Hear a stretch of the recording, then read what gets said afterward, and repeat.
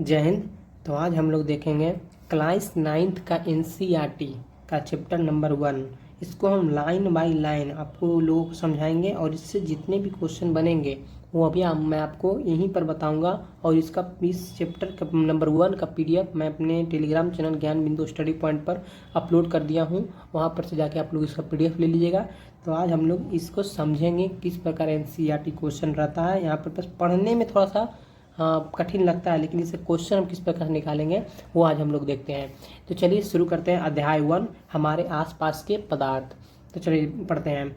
अपने चारों ओर नज़र दौड़ाने पर हमें विभिन्न प्रकार की वस्तुएं नजर आती हैं, जिनका आकार, आकृति और बनावट अलग अलग होता है। जाहिर सी बात है, पदार्थ की सभी की आकृति, आकार और जो आकार आकृति होती है वो अलग अलग ही होती है। इस विश्व में प्रत्येक वस्तु जिस सामग्री की बनी होती है उसे वैज्ञानिकों ने पदार्थ नाम दिया। इस विश्व में प्रत्येक वस्तु जिस सामग्री से बनी होती है उसे वैज्ञानिकों ने पदार्थ नाम दिया। जैसे ये कलम ही है, ये भी एक पदार्थ है। जैसे ये हाइलाइटर, इसका भी आकृति देखो अलग है, इसका भी आकृति अलग है। तो दोनों एक पर सब पदार्थ ही है और इसको ठीक ठोस पदार्थ में आते हैं। उसके बारे में आगे देखेंगे। जिस हवा में हम सांस लेते हैं, जो हम भोजन खाते हैं, पत्थर, बादल, तारे, पौधे एवं पशु, यहाँ तक कि पानी की एक बूंद या रेत का एक कण भी, ये सभी पदार्थ है। ये सभी पदार्थ है। अब ध्यान देने योग्य बात यह भी है कि ऊपर लिखी सभी वस्तुओं में द्रव्यमान होता है, कुछ स्थान घेरती है। सभी इतना पढ़ने के बाद एक ही निष्कर्ष निकलता है कि जिस वस्तु में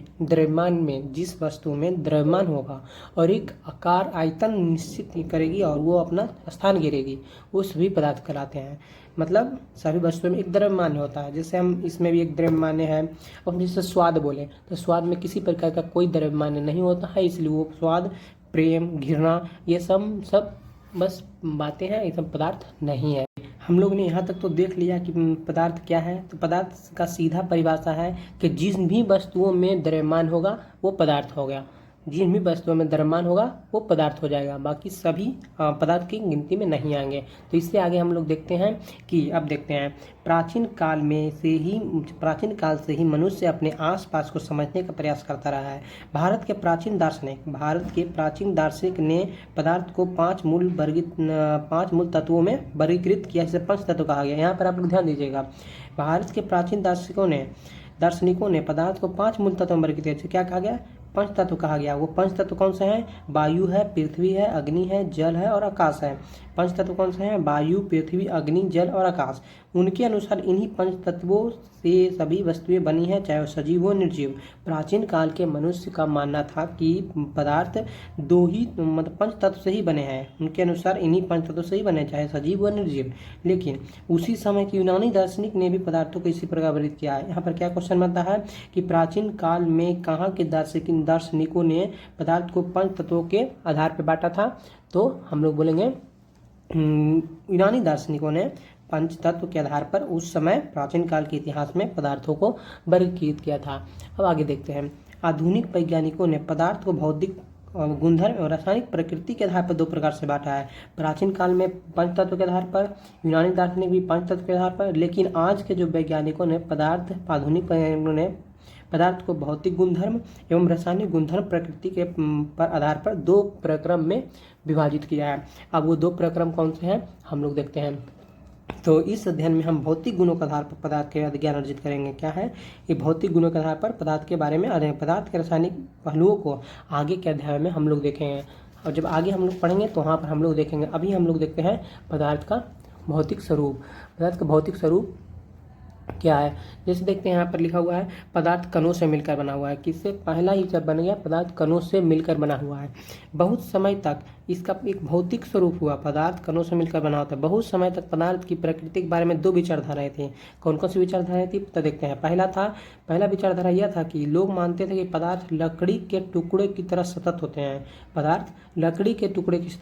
हैं। परंतु अन्य विचारधारा का मानना था कि पदार्थ रेत की तरह कणों से मिलकर बने हुए होते हैं। यहाँ पर 2 कथन बाइट क्वेश्चन आ सकता है। पहला विचारधारा, पदार्थ लकड़ी के टुकड़े, ध्यान रखिएगा, लकड़ी के टुकड़े के सतत होते हैं। परंतु अन्य विचारधारा का मानना था कि पदार्थ रेत की तरह कणों से मिलकर बने होते हैं। अब यहाँ पर आइए एक क्रियाकलाप दिया गया, उससे हम लोग समझेंगे कि क्रियाकलाप द्वारा पदार्थ के स्वरूप के बारे में यह निर्णय करते हैं कि ये सतत है या कणों से बने हुए हैं। मतलब ये सतत है या कणों से मिले हुए हैं। तो पहला क्रियाकलाप है जैसे देखते हैं, एक 100 ml का बीकर ले लिए, 100 ml का बीकर ले लिए। इस बीकर को जल से आधा भरकर जल के स्तर पर निशान लगा देते हैं। जैसे एक गिलास में पानी लेंगे, सफ़ेद गिलास कांच वाला। अब जहाँ तक पानी रहेगा वहाँ तक उसका निशान कर लेंगे। अब दिए गए नमक या शर्करा को कांच की छड़ की मदद से घोल लें। अब उसमें 1 चम्मच चीनी या 1 चम्मच नमक डाल लें और उससे किसी चम्मच से घोल लें। अब जल के स्तर में आए बदलाव पर ध्यान देंगे। अब देखेंगे जल के जो स्तर है वो बदला कि वहीं तक सीमित है। अब आपके अनुसार हम लोग देखेंगे क्या हुआ, नमक का स्तर क्या हुआ, ये कहाँ गायब हो गए, या क्या जल के स्तर में कोई बदलाव आया। मतलब जो उसमें चीनी नमक डाले थे उस डालने से पानी का आकार बढ़ा या सेम रहा, या जल के स्तर में कोई बदलाव आया और वो कहाँ चले गए। तो यहाँ पर देखते हैं, इन्हीं प्रश्नों के उत्तर हम पाने के लिए इस विचार को स्वीकारना होगा कि सभी पदार्थ कणों से बने होते हैं। अब कैसे हम स्वीकारेंगे उसके हम अगले पेज पे देखिए एक चित्र दिया गया है, उस चित्र के माध्यम से आप लोग को हम समझाते हैं। देखिए इस फिगर में एक बीकर है जिसमें लाख गुना वर्धित कण के लिए जल के कण है, मतलब इसमें जल है। अब 1 चम्मच में हम नमक मिलाते हैं। क्या मिला रहे हैं, नमक मिला रहे हैं। अब देखिए जैसे ही हम जल में नमक मिलाएंगे, थोड़ा सा इसको छड़ की मदद से हिला देंगे तो नमक पानी की सतह पर तो बैठ जाएगा, लेकिन कुछ देर बाद जल के भीतर ये नमक पूरी तरह घुल जाएगा। नमक होगा जो जल की तरफ घुल जाएगा। ऐसा क्यों होता है, जब हम जल से नमक घोलते हैं तो नमक के कण जल के कणों के बीच रिक्त स्थान में समावेशित हो जाते हैं। तो इससे ये पता चला कि पदार्थों के बीच रिक्त स्थान होते हैं। तो वहीं पर बता रहा है कि कण जल के कणों के बीच रिक्त स्थानों में समावेशित हो जाते हैं। अब आगे हम लोग बढ़ते हैं यहाँ पर से, पदार्थ के कण कितने छोटे होते हैं। अब यहाँ क्वेश्चन बनता है पदार्थ के कण कितने छोटे हैं, तो इसको भी हम लोग एक क्रियाकलाप के माध्यम से देखते हैं। पोटेशियम परमैंगनेट के 2 या 3 क्रिस्टल को 100 ml पानी में घोल लें। देखिए 100 ml पानी है, 1 चम्मच की तरह हमने पोटेशियम परमैंगनेट के जल को घोलें। अब देखिए इस घोल में लगभग 10 ml घोल निकाल कर 90 ml जल में मिला दें। अब यहाँ पर 90 ml है, लेकिन ये 100 हो गया, क्यों हो गया बताते हैं। इससे हम 10 ml निकालें और इस 10 ml को 90 ml में डाल दिए। देखिए इसका कलर में थोड़ा अंतर है, इसका कलर में थोड़ा अंतर है। फिर उस उपरोक्त जल को 10 ml निकाल कर उसी 90 ml जल में डालें, फिर 10 निकालें, फिर 90 में डालें। अब इस प्रकार घोल 5 से 8 बार तक हम तनुकृत करते हैं, मतलब इसी का 5 से 8 बार हम लोग दोहराते हैं, फिर भी इसका कलर बना रहता है। क्या यहाँ क्वेश्चन भी है, क्या जल अब भी रंगीन है, तो हाँ अब भी रंगीन है। क्या जल अब भी रंगीन है, तो हाँ अब भी रंगीन है। क्यों रंगीन है, तो प्रत्येक बार तनुकृत करने पर घोल का रंग हल्का होता जाता है, फिर भी पानी का रंग नजर आता है। क्या लिखा हुआ है, प्रत्येक बार तनुकृत करने पर घोल का रंग हल्का हो जाता है, फिर भी पानी रंगीन नजर आता है। मतलब इससे हम कह सकते हैं कि पदार्थ के कण इतने छोटे होते हैं कि हम कल्पना भी नहीं कर सकते हैं, और जल के कणों के बीच वो समावेशित हो जाते हैं। इसीलिए कितना भी हम इसको डालते रहेंगे तो ये रंग अपना बनाए हुए रखेगा। इसका एक और एग्जाम्पल हम लोग देखते हैं। जैसे देखिए यह प्रयोग दर्शाता है कि पोटेशियम परमैंगनेट के बहुत थोड़े से क्रिस्टलों से पानी की बहुत अधिक मात्रा भी रंगीन हो जाती है। इससे हम एक निष्कर्ष निकालते हैं कि पोटेशियम परमैंगनेट के केवल एक क्रिस्टल कई सूक्ष्म कण होंगे। क्या होंगे, पोटेशियम परमैंगनेट के केवल एक क्रिस्टल कई सूक्ष्म कण होंगे। ये कण छोटे छोटे कणों में विभाजित हो जाते हैं। मतलब पोटेशियम परमैंगनेट के जो छोटे छोटे कण हैं ये बहुत सारे में विभाजित हो जाते हैं और जल के रंगीन भाग को बनाए रखते हैं। अब इससे भी नहीं समझ में आ रहा है तो आप देखिए एक स्थिति में और हम दोनों देखते हैं। देखिए यहाँ पर बताते हैं, देखिए एक स्थिति में ये कण और छोटे छोटे विभाजित नहीं किए जा सकते हैं। एक स्थिति ऐसा आएगा जिसमें ये कण और छोटे छोटे भागों में विभाजित नहीं हो सकता है। तो अब अगले हम देखते हैं। अब पोटेशियम परमैंगनेट की जगह हम 2 ml डेटॉल से भी हम क्रियाकलाप कर सकते हैं। जैसे डेटॉल लिक्विड डेटॉल लगातार तनुकृत होने पर उसकी महक मिलती रहती है। एक लिक्विड लेंगे, उसके 100 ml पानी डालेंगे, फिर 100 ml से ही 10 ml निकाल कर फिर से 100 ml में डालेंगे, और इसी करते करते देखिएगा कि पानी में कुछ सुगंध अभी भी डेटॉल का रहता ही है। तो इससे निष्कर्ष यही निकलता है कि पदार्थ के कण इतने छोटे होते हैं कि हम कल्पना भी नहीं कर सकते हैं। पदार्थ के कण बहुत छोटे होते हैं। अब पदार्थ के कणों के अभिलाक्षणिक गुण देखते हैं। तो देखिए पदार्थों के कणों के बीच रिक्त स्थान होता है। ये कैसे हम लोग पता किए थे? तो देखिए जब हम जल को नमक घोले थे तो उस नमक कण जल के कणों के बीच रिक्त स्थानों में समावेशित हो जाता है। तो पदार्थ के कणों का बीच रिक्त स्थान होता है। अब हम इसको भी क्रियाकलाप के थ्रू देखते हैं। अब देखिए क्रियाकलाप 1.1 और 1.2। इस 1.1 उधर ये वाला 1.1 था मतलब पानी को नमक में घोलने का, और 1.2 क्रियाकलाप ये है। अब इसको भी हम नमक, शर्करा, डेटॉल या पोटेशियम परमैंगनेट के कण समान रूप से पानी में वितरित हो गए हैं। इसी प्रकार जब हम चाय, कॉफ़ी, नींबू पानी बनाते हैं तो एक पदार्थ के कण दूसरे पदार्थों के कणों के ही रिक्त स्थान में समाविष्ट हो जाते हैं। यह दर्शाता है कि पदार्थों के कण के बीच पर्याप्त रिक्त स्थान होता है। मतलब जितना भी हम लोग प्रयोग किए हैं उन लोग में हम लोग यही देखें, जैसे यहाँ डेटॉल मिलाए थे तो डेटॉल का भी मतलब कुछ भाग उस पानी में रहा ही था। क्यों था? क्योंकि पदार्थों के बीच रिक्त स्थान होता है, इसलिए यहाँ कहा गया है पदार्थों के कणों के बीच पर्याप्त रिक्त स्थान होता है। अब आगे हम लोग देखते हैं 1.2.2। पदार्थ के कण निरंतर गतिशील होते हैं। अब कैसे होते हैं उनको भी हम लोग कण के माध्यम से मतलब क्रियाकलाप के माध्यम से देखते हैं। चलिए अपनी कक्षा में या अपने रूम में किसी कोने में एक बुझी अगरबत्ती रख दें, मतलब जलाएं नहीं, सिर्फ रख दें। इसकी सुगंध लेने के लिए आपको इसके लिए समीप जाना पड़ता है। ठीक है, कितने समीप जाना पड़ेगा? अगर अगरबत्ती जला दें तो क्या होगा, क्या दूर से ही सुगंध आपको मिलती है? अपने परीक्षण को नोट करना है। अब ये क्रियाकलाप होगा, इसके हम आगे देखेंगे। अब क्रियाकलाप 2 में है कि जल से भरे 2 गिलास, हम क्रियाकलाप 1 हुआ। अब जल से भरे 2 गिलास एक बीकर लें। पहले बीकर एक सिरे में सावधानी से एक बूंद लाल या नीली स्याही डाल दें और दूसरे को शहद डाल दें। दूसरे में क्या डाल दें? शहद डाल दें। अब यहाँ पर हम लोग देखेंगे कि इनको अपने घरों में या कक्षा के कोने में रख दें। 2 गिलास था, एक पहले बीकर के सिरे में सावधानी से एक बूंद लाल स्याही डाल देता है और दूसरे में शहद डाल देना है। पहला में क्या डालना है? पहला में स्याही है, दूसरे में शहद डाल देना है। इनको अब परीक्षण नोट करना है। अब हम परीक्षण अगले पेज पर देखिए। हम लोगों ने स्याही डाला था तो स्याही की बूंद डालने के तुरंत बाद आपने क्या देखा? शहद की बूंद डालने के बाद तुरंत आपने क्या देखा? स्याही का रंग पूरे जल में एक समान रूप से फैलने के कितने घंटे लगे? अब इसको हम अब ये एक क्रियाकलाप, पहला क्रियाकलाप था अगरबत्ती वाला जो यहाँ पर था, इस पेज पे पिछले पेज पर था अगरबत्ती वाला। दूसरे क्रियाकलाप में था स्याही वाला। अब तीसरा क्रियाकलाप एक और है, इसको भी देख लेते हैं। एक गिलास गर्म पानी से और दूसरा ठंडा पानी से भरे गिलास में कॉपर सल्फेट या पोटेशियम परमैंगनेट का एक क्रिस्टल डालें। एक को रख दें, हिलाई नहीं, बस रख देना है। क्रिस्टल को एक सतह पर बैठने दें, नीचे बैठेगा। अब गिलास में ठोस क्रिस्टल के ठीक ऊपर क्या दिखाई देगा? समय बीतने पर क्या होता है? इससे ठोस और द्रव के कणों के बारे में क्या पता चलता है? क्या तापमान के साथ मिश्रित होने की दर बदलती है? क्यों और कैसे? ये हो गया क्रियाकलाप 3। अब तीनों क्रियाकलाप का हम आंसर देखते हैं। और ये सब हम क्यों देख रहे थे? क्योंकि यहाँ पर था पदार्थ के कण निरंतर गतिशील क्यों होते हैं, तो वो 3 क्रियाकलाप से हम लोग देखेंगे। तो चलिए इस तीनों क्रियाकलापों को हम आंसर निकालते हैं। देखिए पहले लिख दिया गया है पदार्थ के कण निरंतर गतिशील होते हैं, अर्थात उनमें गतिज ऊर्जा होती है।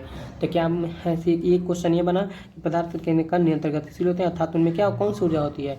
स्थितिज ऊर्जा या गतिज ऊर्जा? तो पदार्थ के कणों में गतिज ऊर्जा होती है। अब देखिए तापमान बढ़ने, क्वेश्चन नंबर क्रियाकलाप 1 के हम बताते हैं।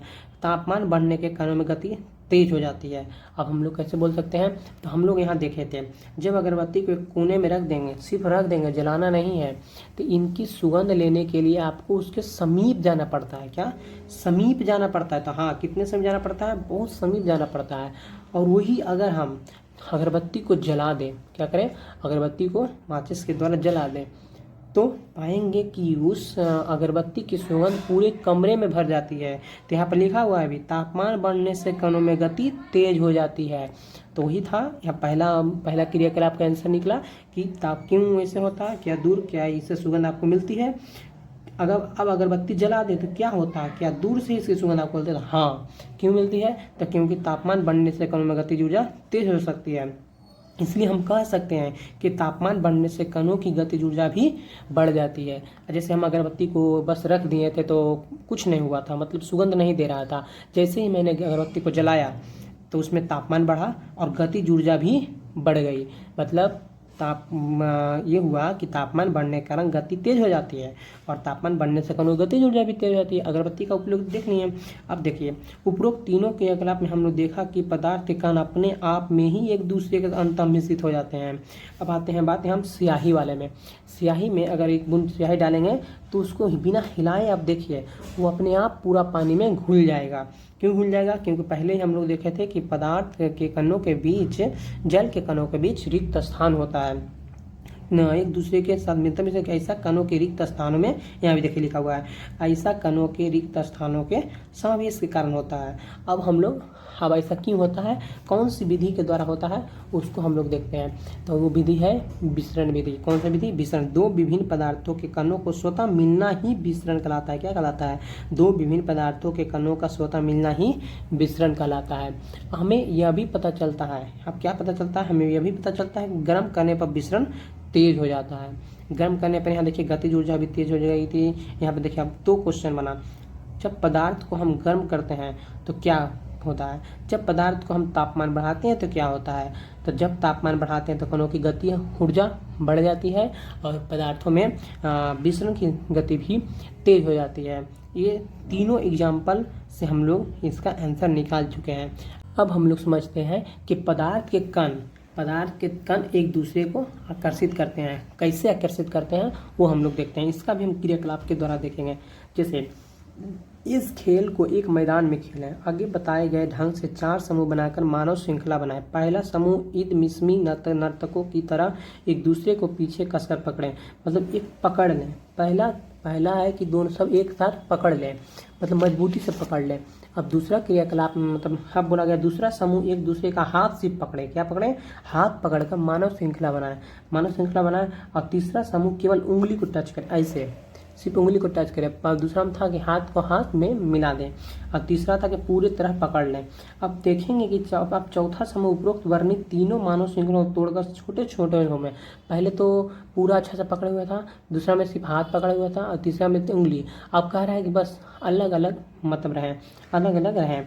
अब किस समूह को तोड़ना आसान था? यहाँ पर आप लोग बता सकते हैं किस समूह को तोड़ना आसान था। तो हम लोग देखेंगे, देखिए किस समूह को तोड़ना आसान था और क्यों था। तो यदि हम प्रत्येक विद्यार्थी को पदार्थ का एक कण माने तो किस समूह के कणों के एक दूसरे को सबसे अधिक बल से पकड़ा रखा था। अब देखिए, अब सबसे ज़्यादा जो पहला श्रृंखला में होगा, पहला समूह में, क्योंकि ये पीछे से कसकर पकड़े हुए थे। तो क्यों करते हैं? क्योंकि ये पदार्थ एक कण से दूसरे कण को आकर्षित करते हैं। क्यों मजबूती से हम लोग छुड़ा सकते हैं? नहीं छुड़ा सकते हैं, मतलब पदार्थ के कण एक दूसरे को आकर्षित रखते हैं, इसीलिए पहला जो था वो कस के पकड़े हुए था, इसीलिए इस कण को मानव श्रृंखला को नहीं तोड़ सकते हैं। वहीं दूसरा था थोड़ा सा टूट जाता है, ये तीसरा वाला में खत्म ही हो जाता है। ये तो अलग अलग ही था। इससे हम लोग ये देखें कि पदार्थ के कण एक दूसरे को आकर्षित करते हैं। अब चलिए इससे भी अगर समझ में ना आए तो हम क्रियाकलाप 2 देखते हैं। क्रियाकलाप 2 में कहता है कि एक लोहे की कील, क्या देखिए यहाँ पर है ना, एक लोहे की कील, इससे आप लोग समझ जाएगा, एक लोहे की कील, एक चौक का टुकड़ा और एक रबड़ बैंड लें। एक इन पर हथौड़ा मारकर, काट कर या खींचकर उसे भंगुर करने का प्रयास करें। इन तीनों में से किसमें कण अधिक बल से एक दूसरे से जुड़े हैं? जाहिर सी बात है, एक लोहे की कील है, एक चौक है, एक रबड़ बैंड है। देखिए लोहे की कील में कण सबसे अधिक बल से जुड़ा होगा। क्यों जुड़ा होगा? क्योंकि लोहा का कील बहुत परस्पर सटे रहते हैं। वहीं चौक को हम तुरंत तोड़ सकते हैं। रबड़ बैंड को तो खींचेंगे तो उसका आकार अलग हो जाएगा, लेकिन वो ज़्यादा बल लगाने से टूट सकता है, लेकिन उसमें कण अधिक बल से दूसरे नहीं होते हैं। पहला यही होगा कि लोहे के कील, इसमें किसे कण अधिक बल से होते हैं? तो लोहे के कील के बल अधिक से जुड़े होते हैं। दूसरा में होगा ये रबड़ बैंड, और तीसरा हो जाएगा चौक। ये दो क्रियाकलाप से हम लोगों ने देखा कि पदार्थ के कण एक दूसरे से बहुत आकर्षित होते हैं। क्या होते हैं? पदार्थ के कण बहुत आकर्षित होते हैं। एक क्रियाकलाप और है, उसको भी हम लोग देख ही लेते हैं। जैसे एक थाली में जल लेकर उसे उंगली से काटने का प्रयास करें, क्या जल की सतह काटते हैं? जल की सतह न काटने का कारण क्या है? एक थाली है, उसमें जल ले लिए और उसको उंगली से काटेंगे, कटेगी? नहीं कटेगी। क्यों नहीं कटेगी? क्योंकि जल की सतह न कटने का क्या कारण हुआ? क्योंकि जो पदार्थों का आकर्षण, देखिए यहाँ पर लिखा हुआ है, पदार्थ के कण होते हैं जो एक दूसरे को आकर्षित करते हैं। क्या करते हैं? पदार्थ के कण, जैसे जल ही था, जल में से करते तो ये दोनों अपने आप पदार्थ को काटेंगे, नहीं कटेंगे, क्योंकि पदार्थ के कण एक दूसरे को आकर्षित करते हैं। ये 3 क्रियाकलाप से तो बन गया। अब इसका एक छोटा सा आंसर यहाँ पर भी दिया हुआ है। उपयुक्त तीनों क्रियाकलाप सुझाते हैं कि पदार्थ के कणों के बीच एक बल कार्य करता है। कौन सा बल कार्य करता है? यह बल कौन से कणों के एक साथ रखता है, और वो बल है आकर्षण बल। इस आकर्षण बल का सामर्थ्य प्रत्येक पदार्थों में अलग अलग होता है। मतलब जितने भी थे, जैसे यहाँ पर पदार्थ के कण एक दूसरे को आकर्षित करते हैं, क्यों करते हैं? क्योंकि इस पदार्थों में आकर्षण बल भी होता है। यहाँ पर से यही आंसर निकला, पदार्थ के कणों के बीच एक बल कार्य करता है, यह बल कणों के साथ रखता है और इस बल में आकर्षण बल रखता है। अब इतना तो हम लोग जाने, अब इससे कुछ रिलेटेड प्रश्न है। जैसे प्रश्न नंबर 1, निम्नलिखित में से कौन से पदार्थ है? तो मैंने यही बताया था, पदार्थ जिसमें द्रव्यमान होगा वही पदार्थ होगा। क्या? जिसमें सिर्फ द्रव्यमान होगा वो पदार्थ होगा। देखिए कुर्सी में भी द्रव्यमान है, वायु में भी द्रव्यमान होता है। स्नेह, स्नेह एक भाव प्रकट कर रहा है, गंध भी भाव है, घृणा भी भाव है। लेकिन बादाम, बादाम है क्योंकि बादाम में द्रव्यमान है। विचार, विचार भी एक प्रकार से भाव प्रकट कर रहा है। शीत भी नहीं है। नींबू पानी, नींबू पानी भी एक प्रकार का पदार्थ ही है। इत्र की सुगंध, यहाँ पर इत्र की सुगंध दिया हुआ है। यहाँ पर अगर वाष्प दिया होता ना, वाष्प, तो इत्र का वाष्प बन सकता था पदार्थ, लेकिन इत्र की सुगंध है, सुगंध नहीं होता है पदार्थ। अब देखते हैं दूसरा क्वेश्चन, निम्नलिखित प्रेक्षणों के कारण बताएं। गर्मा गर्म खाने की गंध कई मीटर दूर से ही आपके पास पहुंच जाती है, लेकिन ठंड खाने की महक लेने के लिए आपको उसके पास जाना पड़ता है। तो इसका क्वेश्चन का आंसर मैंने यहाँ पर बताया था आप लोगों को। देखिए इसका क्वेश्चन का आंसर हम लोग को यहाँ पर बताया था कि तापमान बढ़ने से कणों में गति तेज हो जाती है। तो गर्मा गर्म खाने का मतलब क्या हुआ कि उसका तापमान बढ़ा हुआ है, तो उसकी गतिज ऊर्जा भी बढ़ती है। यहाँ लिखा हुआ है तापमान बढ़ने से उनकी गतिज ऊर्जा भी बढ़ती है। इसीलिए गर्मा गर्म खाने की सुगंध जो होती है, जो पहले ही हम लोग को मतलब दूर से ही अनुभव हो जाती है। अब यहाँ पर यही कहना चाह रहा है, पहुँच जाती है, लेकिन ठंडे खाने की महक नहीं। तो ठंडा है, जैसे अगरबत्ती है था, अगरबत्ती को हम लोग नहीं जलाए थे तो वो मतलब उसके पास जाकर सुगंध लेना पड़ता था, लेकिन जैसे ही उनको गर्म किए उसमें गतिज ऊर्जा बढ़ी और विसरण के माध्यम से पूरे कमरे में धुआं फैल गया। धुआं मतलब अगरबत्ती की सुगंध फैल गई। तो यहाँ लिखा है गर्मा गर्म खाने की सुगंध कई मीटर दूर से आपके पास पहुंच जाती है, लेकिन ठंडे खाने से क्यों नहीं पहुंचती है? क्योंकि पदार्थों में गतिज ऊर्जा होती है और पदार्थ को जब हम लोग गर्म करते हैं तो उस गतिज ऊर्जा बढ़ जाती है और विश्रम के माध्यम से वो एक स्थान से दूसरे स्थान तक जल्दी पहुंचती है। अब तीसरा, स्विमिंग पूल में गोताखोर पानी काट पाता है, इससे पदार्थ का कौन सा गुण